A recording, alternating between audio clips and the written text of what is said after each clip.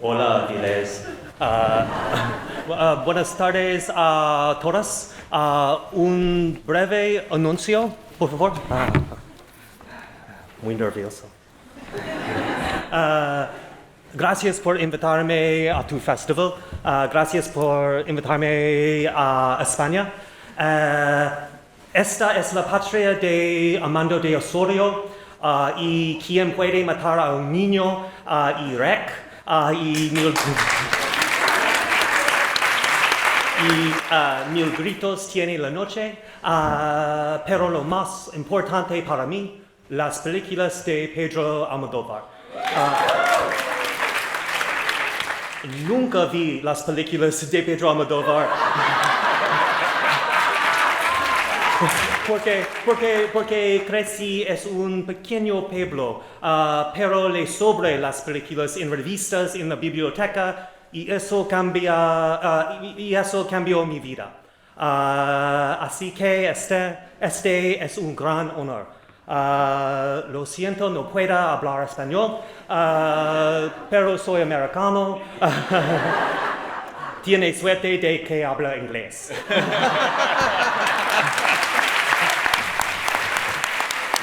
Muchísimas gracias.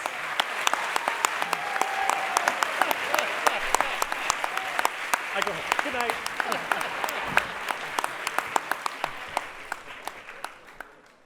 Esto que acabamos de ver es muy parecido a la experiencia de leer un libro de Grady Hendrix, pero acojonándote. Porque las dos cosas son compatibles. Yo no conozco a ningún autor que haya encontrado un balance tan maravillosamente adecuado y equilibrado entre los momentos ligeros, los momentos agradables y los momentos horribles. Siempre se dicen, bueno, es que para que de verdad te duela el momento oscuro tienes que poner pues el típico salto para que la gente se confíe. No, el equilibrio es perfecto. O sea, ¿cómo hay que hacerlo bien? Como Grady Hendrix. Esto es así.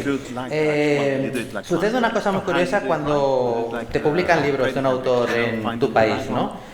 Publican un libro porque ha ganado un premio, porque es muy bueno, porque quieren que lo leas, quieren que lo compres y dices tú, hostia, pero ¿cómo no conocía yo a este autor? Lo lees y te fascina. Ellos ven que te fascina la editorial y dicen, ¿qué más tiene? Y entonces empiezan a salir libros, aunque sea en desorden de cómo fueron publicados originalmente. Este efecto de analizar el avance literario de un autor pues es injusto, porque tú los estás leyendo en desorden. Pero no importa demasiado porque cada libro tiene que defenderse por sí mismo. Y los de Grady lo hacen de una manera extraordinaria. Yo quiero empezar hablando por El exorcismo de mi mejor amiga, que es el último que he leído de él. No es el último que él escribió, ni mucho menos en el orden en el que salieron publicados. Pero llanamente es el libro con el que mejor, es curioso decir esto en un libro de terror, me lo he pasado de todas las lecturas desde el Celsius pasado a este, literal. Lo he disfrutado enormemente desde el principio al final. A mí, él trabaja en festivales de cine, yo he trabajado en festivales de cine. Y con mucha frecuencia tú encuentras lo que te gusta fuera del momento en lo que estás haciendo. No podemos hablar de cine, lo hizo antes, pero El exorcismo de mi mejor amiga, que como veis tiene esa estructura tan bonita, luego hablaremos de esto como si fuera un VHS, sería para mí lo más parecido a la película del año. Yo creo que lo primero que le querría preguntar es por este equilibrio del que antes hablaba antes, y todavía sí vamos a empezar a hablar del exorcismo de mi mejor amiga. You have very good taste as a reader. When I was very young, I moved to New York to go to university. And when I was there, I had tried another university. It was very small, so I wanted to go somewhere very big. And I met this theater company that they were all older than me. They had been performance artists in the East Village, a lot of drag queens, a lot of drag kings, these wild performers. And they were doing these very avant-garde shows about the history of pornography and homelessness and all these things. And this was 1992, so it was, AIDS and HIV was a big deal, and before I arrived, many of their friends and company members had died of AIDS, and there were many people in the company living with HIV. And one night the director of the company, we had just done this avant-garde surrealist show, and he says, fuck this. This is bullshit, what we're doing. He's like, I'm watching everyone die. And he said, and no one wants to hear my deep thoughts. They want to laugh. And so starting that night, we only did comedies from then on. And for maybe 15 years, we only performed comedies. We would do people know the Woody Allen film Interiors? Yeah. The very pretentious film? we would take a script from a film like Interiors or Rosemary's Baby or Imitation of Life, and we wouldn't change a word, but we would turn it into this wild comedy by the casting and the jokes and physical humor and all these things. And we would play for audiences that were drunk, and they just had fun. And I realized that that is a really meaningful thing. We're all on a train to hell together, so we may as well have some laughs. And so I always feel like I can't have an unhappy ending in a book. That means I've ended the story too early. And also, horror is ridiculous. An exorcism, it's an old man ties a young girl to a bed and screams at her. Why? What is this? This is unhealthy behavior. So horror is very silly. So I get to make it more real you take it, the sillier it gets. And you just stop right before it gets really stupid. What was the third Allen movie? It was... Interiors. Yeah. No, third one. Rosemary's Baby and... Meaning of Life? No, it was maybe Agnes of God. We also did Agnes of God. Okay, I can't remember. Whatever. Tienes muy buen gusto como lector, no me cabe ninguna de las dudas. Cuando era joven me mudé a Nueva York para estudiar en una universidad bastante pequeñita, luego yo quería pasar a otra un poco más grande, pero bueno, el caso es que acabé en una compañía de teatro, y en esa compañía de teatro eran todos mucho mayores que yo, y había en la compañía que hacía como una especie de burlesque, pues había drag queens, había drag kings, era fantástico, eran artistas que contaban cosas profundas, hablaban acerca de la historia del porno, hablaban de la situación de los sin techo. Estamos hablando de 1992. En aquella época el SIDA y el virus del VIH tenían una importancia enorme. Muchos de los miembros de la compañía habían visto a seres queridos de personas cercanas morir y estaban realmente muy afectados por ello. Y un día el jefe de la compañía dice, mira, ¿sabes qué? A la mierda, a tomar por culo. Estoy harto de llegar aquí y contar historias súper oscuras, que total, ¿para qué? Aquí la gente lo que quiere es venir a reírse. Así que eso es lo que hicimos. Durante los siguientes 15 años dejamos de tocar todos esos temas tan oscuros y empezamos a contar comedias, a hacer cosas que fueran mucho más divertidas. Pillamos Interiors, que es la película de Woody Allen, que es así tan pretenciosa y tal. Pillamos el guión e hicimos una lectura del guión, haciendo que la gente se partiera la caja. Lo mismo ocurrió con La Semilla del Diablo y con alguna otra película más. Desmontando a Harry. Imitation of Life. No, Imitation of Life, esa era. No cambiábamos el guión en absoluto, lo que hacíamos era respetar el texto, pero hacíamos que la gente se riera pues cambiando la entonación, o con comedia física, o añadiendo elementos de expresividad corporal que respetaban el texto original, pero lograban que la gente se riera. Porque básicamente, ¿qué narices? Si estamos todos juntos en un tren hacia el infierno, pues echémonos unas risas, por lo menos, ¿no? Es lo mínimo. Total, que eso es lo que más nos preocupaba, el intentar hacer que la gente se riera y se lo pasara lo mejor posible. Y además, si te lo piensas, por otra parte, el terror es un género de lo más absurdo. Te va metiendo en situaciones cada vez más extraordinarias, cada vez más extraordinarias, cada vez más extraordinarias, y es un comportamiento nada sano el que se presenta en las historias de terror. Mi objetivo, cuando escribo una, es ir añadiendo elementos cada vez más descabellados, pero parar justo antes de que se pierda toda la credibilidad. Lo que empezaba a comentar antes con lo del cine, muchas veces la gente cuenta algo que tú quieres contar de una forma tan perfecta que lo puedes usar siempre de ejemplo para explicar alguna sensación tuya, ¿no? Y yo siempre digo que la mejor manera de contar el salto de madurez, de ser niño a ser otra cosa, lo he visto en una película que se llama Xenia, una película griega. Y para mí creo que la mejor forma de contar lo difícil que es mantener una buena amistad durante muchos años y lo que hay que trabajarla, en lo que es una amistad verdadera, se encuentra en el exorcismo de mi mejor amiga. Para mí va a ser siempre el ejemplo cuando alguien me diga, ¿has leído alguna vez algo, visto alguna peli que te cuente de verdad lo que es ser amigos? Yo diré El exorcismo de mi mejor amigo. Me gustaría que nos contaras un poco sobre esto, porque evidentemente es una película en la que hay exorcismo, una película en la que hay escenas desagradables, pero sobre todo es un canto a la amistad. Song for freedom and friendship. Sorry. Yeah. So this 2 times in my career, I've been lucky enough to have a title that contained the entire book. One is Final Girl Support Group, which comes out here, I think, in a month, in September. But the other is My Best Friend's Exorcism. Everything, right there in the title. Writing a book takes a long time. There's a lot of words. You get lost. So I had to keep reminding myself, this is what it's about. Title was my compass. But when I sold that to my editor, I had no story. So I used the title to guide me. It's like, okay, what's something that people still have faith in? It's not religion so much anymore, but it would be your friends. And my friends in high school saved my life more than one time. And so when is friendship most intense? And that's high school. And I can't write about modern day high school with vaping and active shooter drills. I don't know this, but my high school was 1988. So, okay, I'm going to set it in 1988. And of course it will be about women because, men's friendship is very weird. They pretend they don't like each other. It's strange. The friendships between women I saw were much more honest in some ways, and much more visible. They could care for each other without looking like they were weak, and I think men were worried about that in high school. So that was everything right there. But the other thing is, in an exorcism story, a possession story, the term demoniac is the possessed person. The demoniac doesn't matter. Who cares? She is just a battleground for Satan and a priest.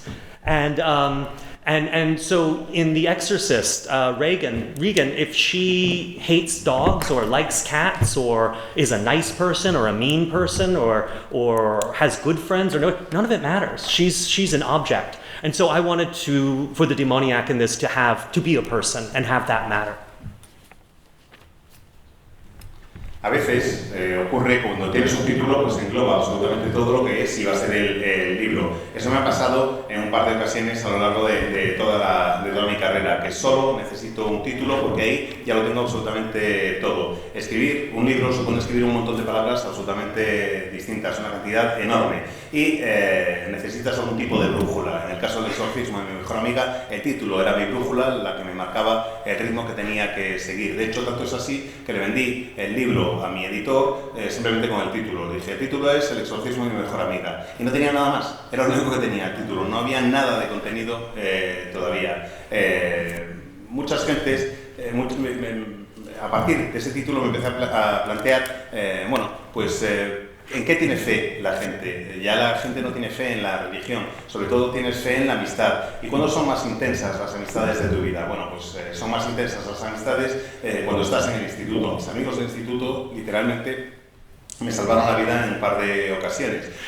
¿Y qué iba a hacer? ¿Ponerme a escribir acerca de cómo son los institutos en Estados Unidos hoy en día, donde tienen simulacros reales con armas de fuego? Pues no. Iba a escribir acerca de cuando yo estaba en el instituto, en 1998, y contando cómo eran las relaciones en aquel momento. Es muy curioso, además, porque las relaciones entre los tíos, entre los varones, cuando estamos en el instituto, son como muy de sí, amigos, pero como que no me preocupo por ti, como que paso, como que mi amigo pero no te quiero. Y en cambio la relación que yo veía entre mis compañeras me parecía mucho más sana, me parecía mucho más sincera, me parecía mucho más real, me parecía que no había ningún problema porque alguna de ellas se preocupara por sus amigas, las cuidara y que eso era algo que estaba realmente muy bien. Y a partir de esa preocupación por la amistad y juntándolo con lo del exorcismo, me planteé que en realidad las películas de exorcistas pues son un tipo gritándole a una chica. Y para contar, solo importan en la película del exorcismo, incluyendo la del exorcista, Satanás y el cura.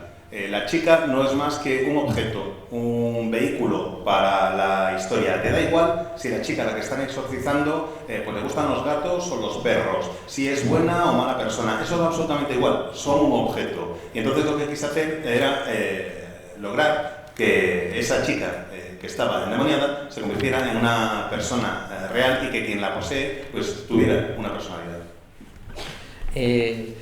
Cuando empieza la novela, esta chica, Abigail, va a celebrar su cumpleaños, invita a todas sus amigas, pero una amiga más popular tiene un plan que a muchas les parece mejor, que es irse a montar a caballo, esto no es ningún spoiler. Así que al final no acude ninguna a su cumpleaños, excepto una, que es Gretchen.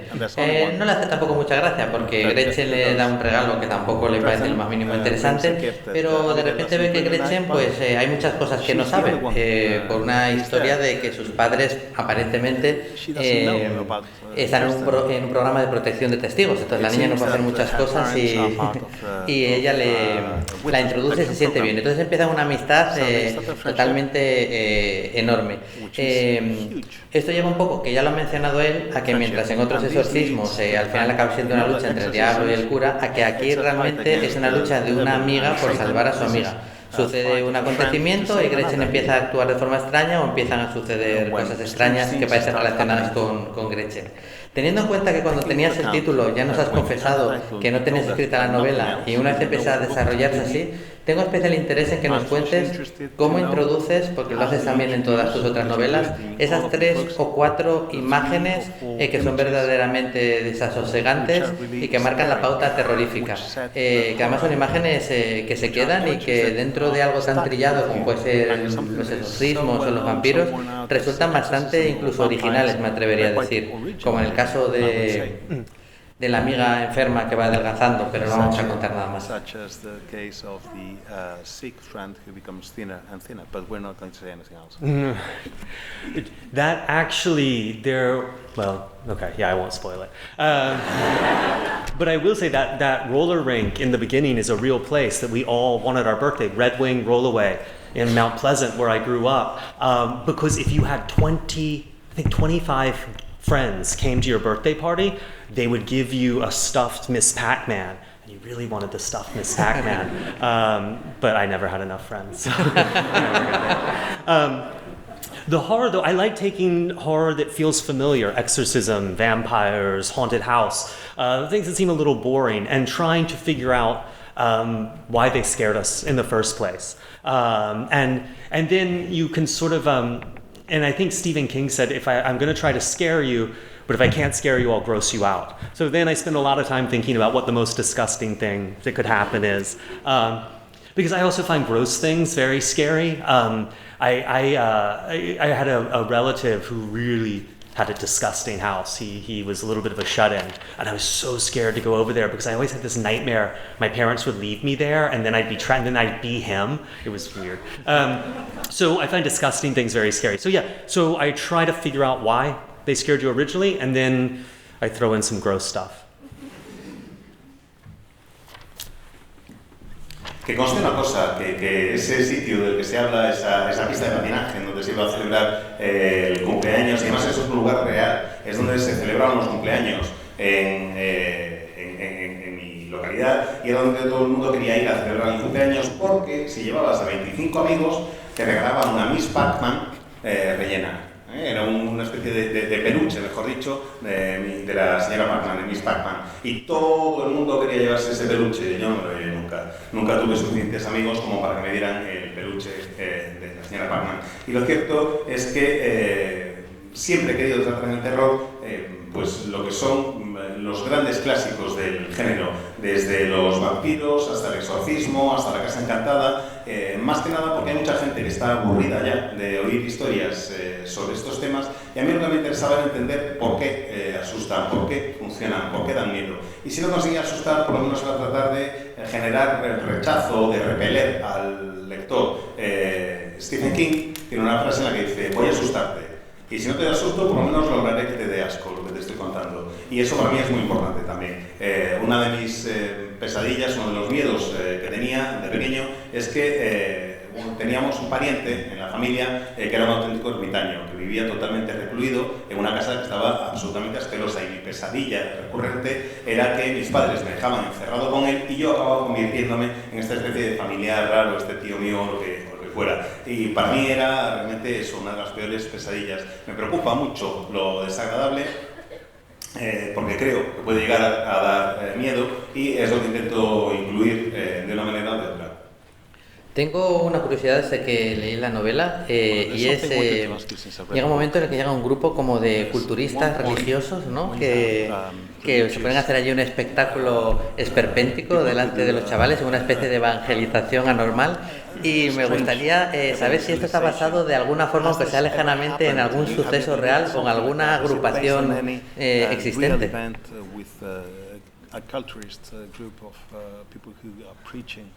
Oh, the bodybuilders? Yeah, the bodybuilders. Oh, yeah, they're real. I think they were called the Power Brothers, but and they would. I never went to see them, but they would come to my hometown, and you'd see their ads on TV as like, by the power of Jesus, and they put a cinder block and smash it with a sledgehammer. It was great. And since I did the book, I'll have people come up at signing saying, "Oh my God, my parents took me to that show." Wow. Sí, los culturistas como tenga que correr lo íbamos mal. Evangelizadores existen, se llamaban los Power Brothers y acudían con frecuencia a mi ciudad natal. A mí no me llevaron nunca mis padres a verlos, pero en la tele local sí que veíamos los anuncios y los veías a los tíos que agarraban una barra de incienso, se la ponían aquí al otro lado del cinturón, pillaban un martillo y le pegaban un piño hasta que la partían y me deshacían en pedazos y decían, tenéis que venir. Desde que publiqué el libro ha habido ya unos cuantos lectores que me han dicho, tú también los conocías, a mí mis padres me llevaron al espectáculo. También me gustaría que nos contaras de la importancia de la música, muy presente a lo largo de toda la novela, ¿no? Desde el momento que une primero a las amigas, a los títulos de los capítulos, un poquito por qué trufas la novela de todas estas referencias musicales. Why do you fill the book with so many references? Because in high school, the most important thing to me was music. I can't play anything. I took years of violin lessons. Can't play violin. My mom would take me to years of saxophone lessons. Why saxophone? I don't know. But I can't play the saxophone. But music was so important to me. And sometimes the only thing, I was a terrible teenager. And sometimes the only thing that would get me to school was I knew I had 3 songs. And I would listen to them on my way. And that was the only way I could make myself go. But also, that's the music important for everyone, I think. I don't know. So in the 80s, the stereotype of 80s music is it's all new wave and synthesizers, but the 80s were a great time for music. There was punk, there was metal, was a lot of fun. Hip hop was getting huge. Even like a lot of folks, Tracy Chapman, Ani DeFranco, they were all getting their start in the late 80s. And so there was so much variety. So yeah, I just wanted to, and the titles, that was my game, is each chapter is a song. And I spent so long at my desk being like, this chapter should be Psycho Killer. No, this chapter should be Psycho. No. And just hours ranging and rearranging song titles. Lo cierto es que mientras estaba en el instituto la música era realmente muy importante para mí. De niño mi madre me había llevado a clases de violín. La música siempre ha sido muy importante para mí, incluso desde pequeño. Y eso que no sé tocar absolutamente ningún instrumento. Mi madre me llevó a clases de violín, pero no tengo ni idea de cómo tocar el violín. Luego me llevó a clases de saxofón. ¿Por qué saxofón? Os preguntaréis. Buena pregunta, no tengo ni idea. El caso es que la música siempre ha tenido una gran importancia en mi vida y cuando era adolescente pues yo tuve una adolescencia un tanto difícil, lo reconozco. Y una de las formas que tenía de obligarme a ir a clases es que sabía que durante el camino iba a escuchar por lo menos 3 canciones que me gustaban mucho y esa era la única forma de obligarme a ir. Creo que la música es muy importante en mi vida, pero es que me parece que la música es importante en la vida de todo el mundo, absolutamente todo el mundo. Además hay un concepto bastante erróneo, es que se considera que en los 80 toda la música era New Wave y de eso nada, había muchísimas cosas más. Tenías punk, había muchísimo metal, el hip hop estaba creciendo, que era una pasada. Empezaron su carrera en aquella década cantautoras como Tracy Chapman, por ejemplo, había muchísima variedad y por eso me planteé como un juego que el título de cada capítulo fuera una canción y no os imagináis la cantidad de horas que dediqué a eso, porque claro, yo me sentaba, me ponía así en la mesa del despacho, decía, vale, Psycho Killer, perfecto. Este capítulo es el que se tiene que titular Psycho Killer. Luego decía, no, ese no, es este el que tiene que ser Psycho Killer. No, pero es este tampoco. Y no os imagináis la de horas que me pasé colocando y recolocando los títulos de los capítulos y las canciones. Es una historia, el exorcismo de mi mejor amiga, centrada en adolescentes. Esto quiere decir que para ellos un problema constante son sus padres. No les gustan sus padres les impiden hacer las cosas que quieren, no están a gusto con ellos, les parece que son más interesantes los padres de los otros, ellos se llevan mejor con ellos. Los padres es una cosa que está ahí un poco como para fastidiarles la vida, ¿no? O en la carrera de felicidad es como uno de los últimos obstáculos. Si pudiéramos ver la novela complementaria contada una historia de terror, pero desde el punto de vista de los padres, sería la guía del club de lectura para matar vampiros. Pero en vez de hacerlo de los padres, que todavía ellos pues, podían irse a trabajar, tener sus preocupaciones de que si el dinero no sé qué, que si tengo el ascenso, vamos a hacerlo en la parte más desfavorecida del núcleo familiar, que eran las madres. ¿Qué le pasaría? ¿Cómo sería la historia del exorcismo de mi mejor amiga si en vez de pasarla al adolescente le pasara a la madre del núcleo familiar? Un poco así es como nace esta novela. Cuéntanos un poquito de esta decisión de mostrar un poco o ceder el protagonismo a la otra parte de la familia.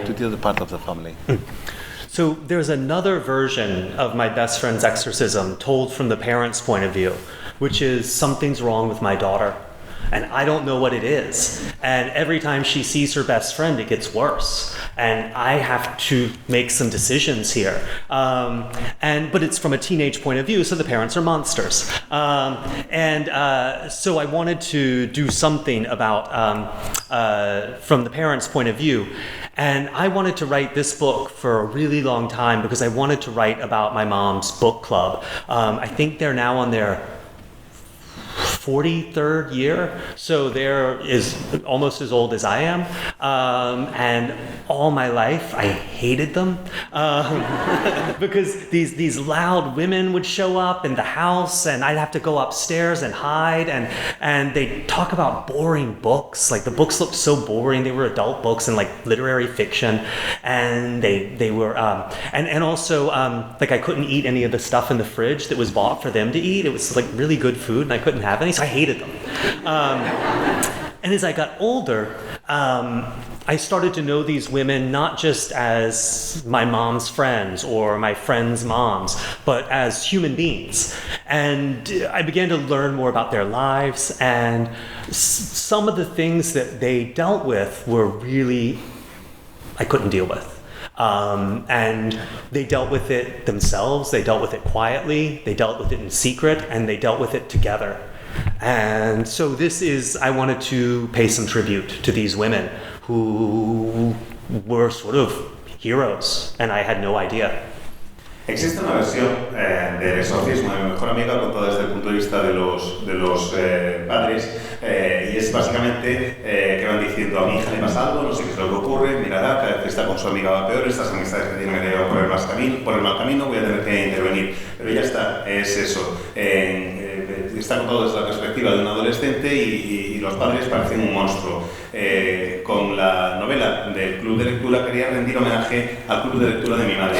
Llevan 43 años, o sea que casi tanto tiempo como llevo yo en el mundo, reuniéndose para hablar de libros. Y yo las odiaba. Las odiaba a muerte, porque ya llegaban las gritonas aquellas a casa, yo me tenía que ir a mi habitación en el piso de arriba, no podía hacer nada, hablaban de libros súper aburridos, de ficción literaria, encima mi madre les preparaba comida de la buena y estaba en la nevera y yo no podía ir y comérmela cuando tenía ganas, así que nada, que las odiaba absolutamente. Y según fui creciendo, fui descubriendo que en realidad aquellas mujeres no eran solo las amigas de mi madre, o no eran solo las madres de mis amigos, eran también seres humanos, y fui conociendo sus vidas y fui sabiendo algunas de las vivencias que habían tenido y me di cuenta de que habían vivido cosas realmente muy duras y que yo no hubiera sido capaz de soportar, y ellas habían lidiado con esas circunstancias y esas situaciones, y lo habían hecho por su cuenta, y lo habían hecho en silencio, y lo habían hecho discretamente, y lo habían hecho sin dar la lata a nadie y simplemente permaneciendo unidas.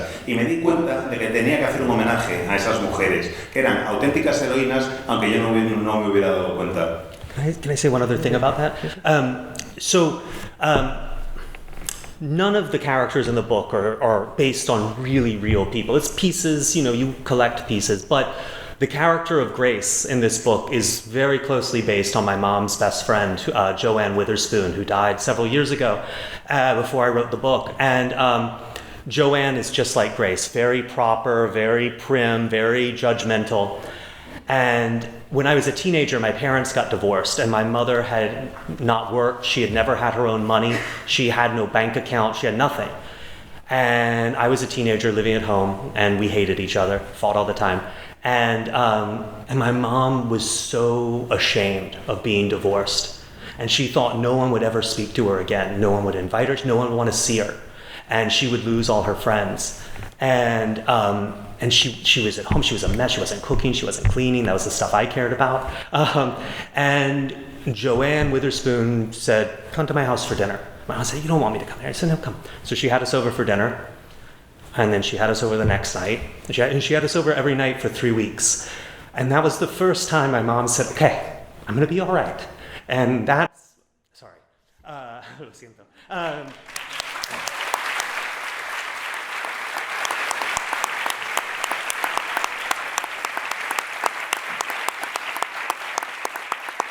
That was a great thing that Joanne did. And so I want people to know that woman is Grace, and she is a hero too.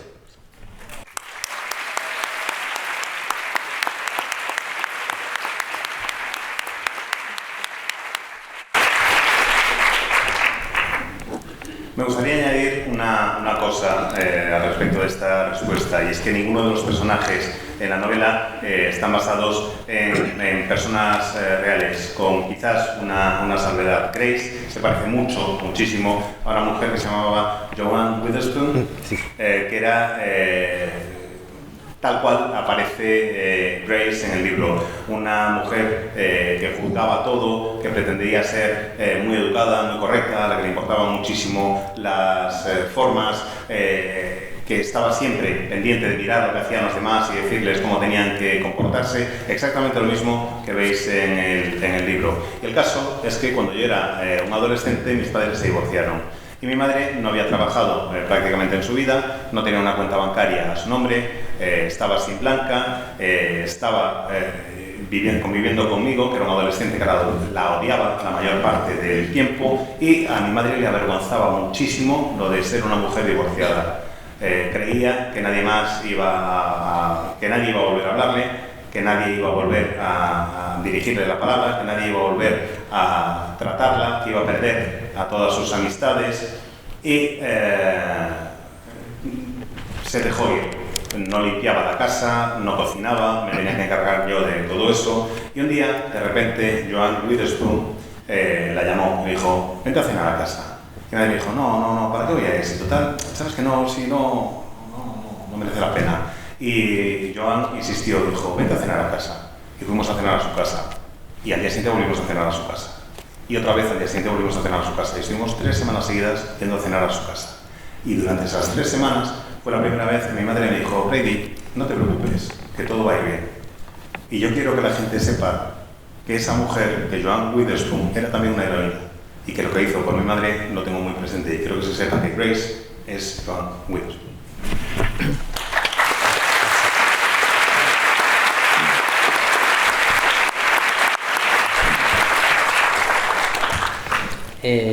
Es una novela que toca todos estos temas. Decía que los libros que leían las del verdadero club de lectura sonaban aburridos. Aquí leen True Crimes, que está muy guays y son muy echadas para adelante, pero es una novela de vampiros y es una novela que asusta bastante, y asusta bastante si te paras a pensar un poco, ya no por el rollo del vampiro, de eso hablaremos a continuación, sino porque te das cuenta que lo peor que le pasa a ese grupo de mujeres, en concreto a Patricia Campbell, no es que haya entrado un vampiro en su vida. De hecho, eso pone en peligro su vida, pero también se la vuelve un poco emocionante y excitante. En realidad ella, cuando lo pasaba peor de verdad, era un poco en el día a día, sintiéndose una vida insignificante, con una casa donde no se la valoraba, en un mundo en el que creía que no tenía nada que aportar. Y la verdad que asusta un poco pensar un poco en eso, ¿no? Que incluso lo terrorífico le mejorara un poco la la situación que tenía en el día a día. Improves her situation in the day-to-day. Even when horror comes into her life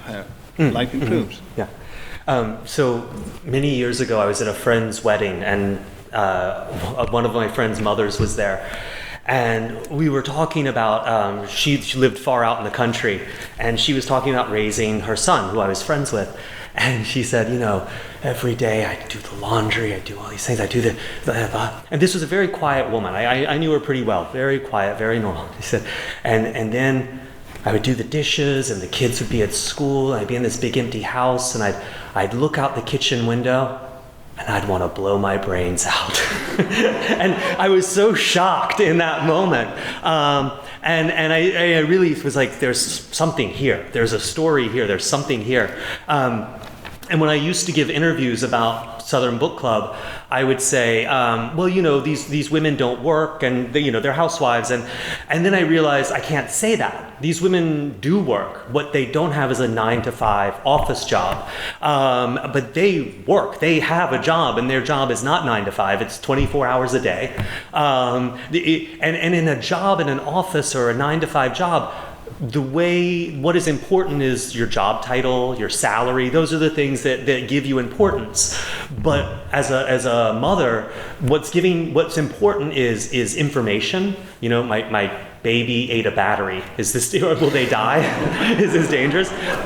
And also connections with other people, because that information, they'll have the information. Who do you know to get your kid into the best school? Who do you know to get the doctor your kid needs? Who do you know to talk to your son because he's stopped speaking or getting out of bed? So it's a whole different world where what's important and what is not. The currency is so different. So to me, it's fascinating.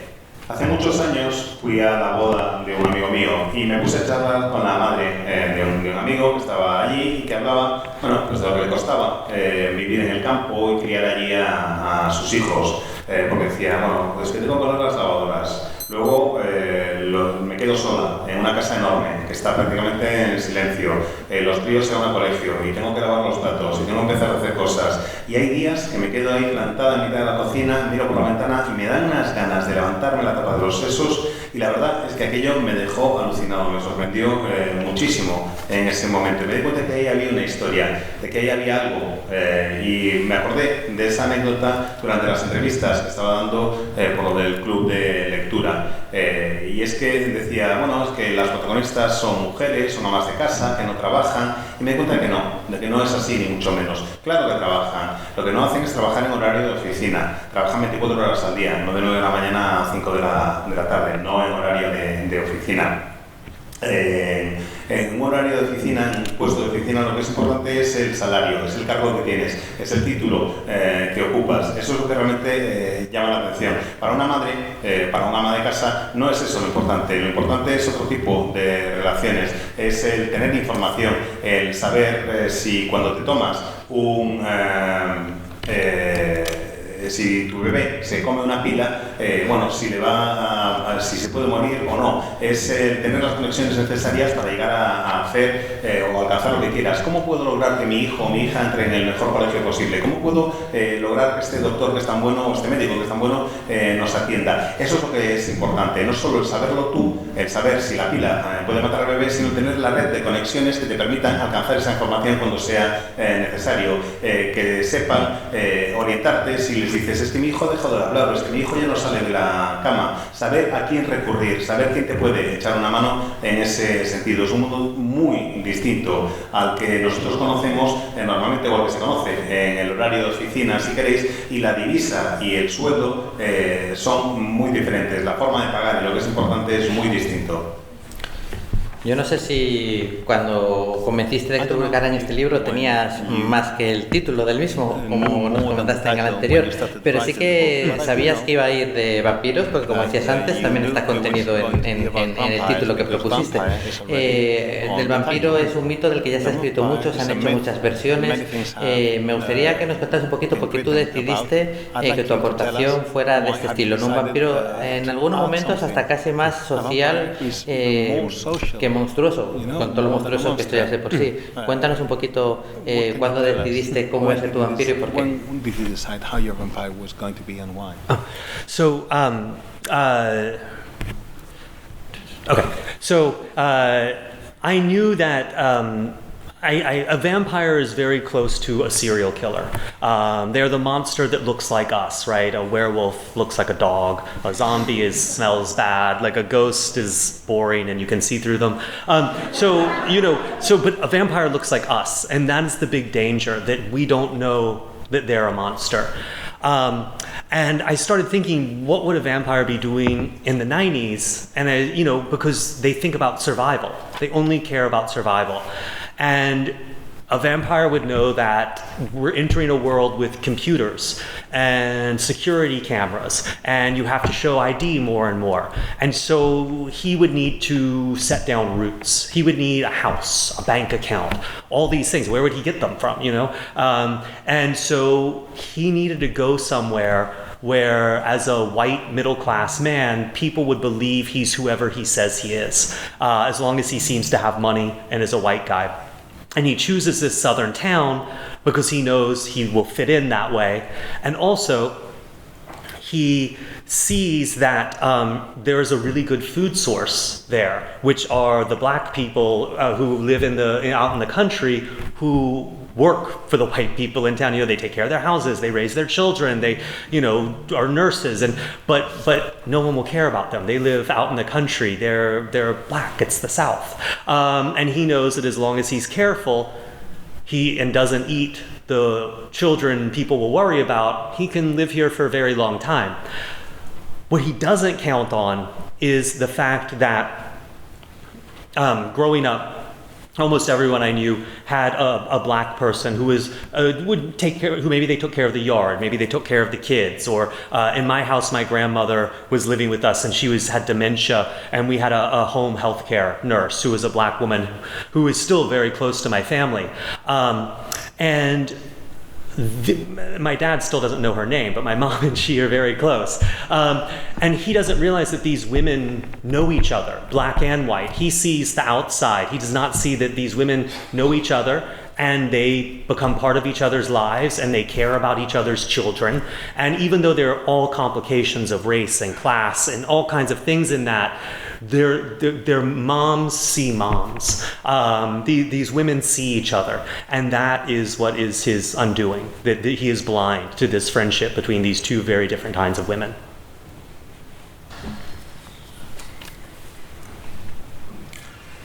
Yo creo que los vampiros son más parecido que hay a un asesino en serie, porque si quizás analizan a los monstruos clásicos, los hombres lobo no son más que perros sobredimensionados, los zombies huelen fatal, el fantasma es aburrido, encima es transparente y puedes ver a través de él. El gran peligro del vampiro es que es exactamente como nosotros y que no sabes reconocerlo a primera vista. Y me planteaba, ¿qué es lo que tendría que hacer un vampiro en los años 90 para sobrevivir? Porque los vampiros sabían que los ordenadores estaban adquiriendo cada vez más relevancia en el mundo, que empezaba a haber circuitos con cámaras de seguridad que te pedían cada vez más un carnet de identidad en los distintos sitios, y un vampiro, entiendo que en aquella época se daría cuenta que necesitaba echar raíces, que necesitaba una casa, que necesitaba tener una cuenta en el banco. ¿Y dónde lo podía hacer? Bueno, pues en un sitio en donde un varón blanco de mediana edad será siempre bienvenido mientras parezca que tiene dinero y, como digo, mientras siga siendo mientras sea alguien blanco.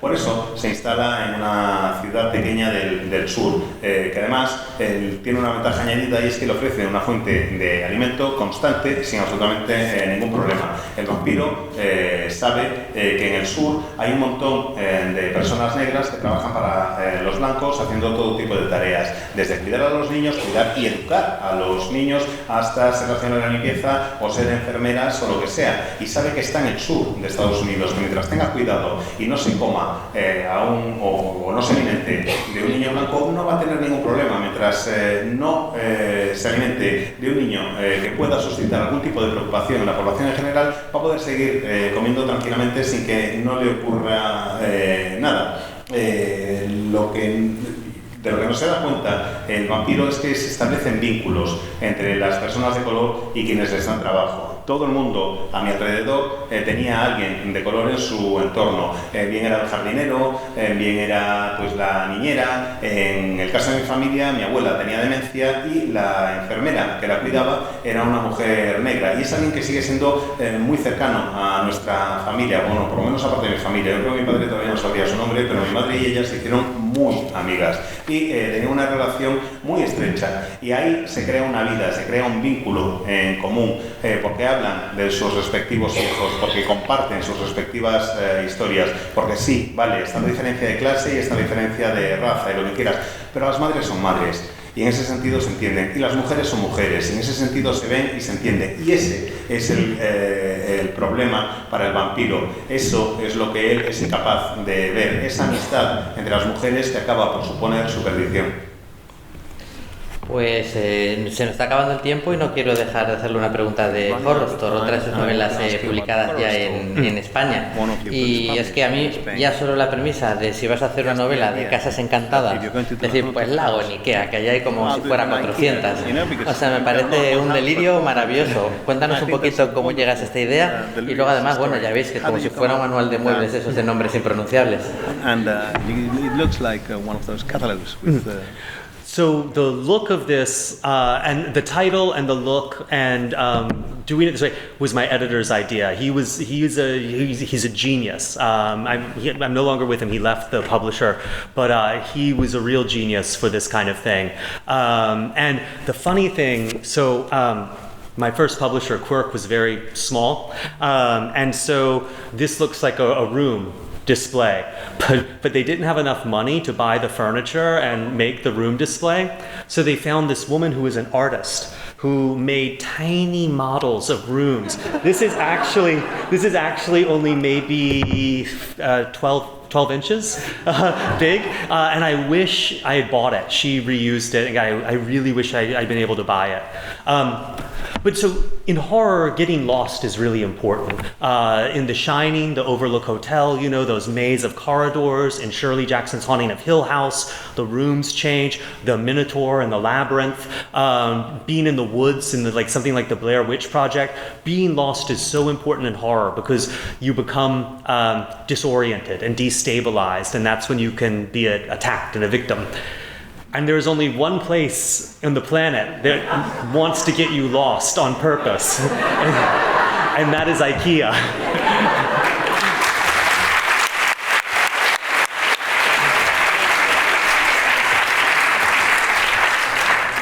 Tengo que reconocer que el título, el aspecto del libro y todo no es cosa mía, fue cosa de mi editor con el que yo no trabajo, pero vamos, fue una auténtica maravilla. Se le ocurrieron las dos cosas y me parece que fue un acierto absolutamente extraordinario. Lo que pasa es que además la editorial con la que empecé es una editorial bastante pequeña que se llama Quirk y no tenía pasta para hacer un modelo o para hacer una habitación a tamaño real. Y lo que hicieron fue encontrar a esta artista que hacía habitaciones a escala, habitaciones en miniatura. Y la contrataron para que hiciera exactamente esa habitación, un tamaño que vienen siendo pues como unas 12 pulgadas más o menos. Y ojalá le hubiera comprado esa habitación porque realmente me da pena no haberlo hecho. Luego reutilizó algunos de los elementos para hacer otras cosas y ya no existe, pero esa me parece absolutamente fantástica. Además, en el género de terror, el lugar en el que transcurre la historia tiene una gran importancia. Si pensáis en El Resplandor, pensáis en el Overlook Hotel. Si pensáis en La Casa Encantada de la Colina de Shirley Jackson, pues está claro, La Casa Encantada ya directamente te lo dice. El bosque, en buena parte de las historias, es un lugar oscuro, tenebroso. Lo que persiguen estos lugares es que estés aislado, que estés separado de cualquier herramienta que te pueda permitir salir adelante, que estés perdido. Y el único lugar en el mundo en el que quieren que te pierdas a propósito es IKEA.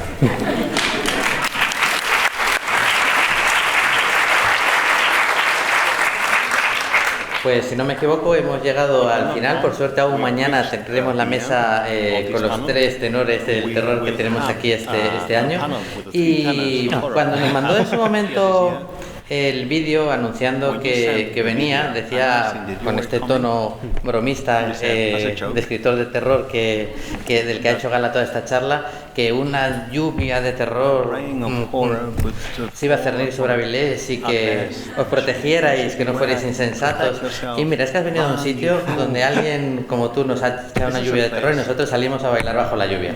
Así que con esto solo decirte que estamos encantados que estés aquí. Muchas gracias por lo mal bien que me lo has hecho pasar estos días. Muchas gracias por lo muchísimo que disfruté el exorcismo de mi mejor amiga. Y bueno, esperemos que este aplauso te deje muchas ganas de volver. Muchas gracias.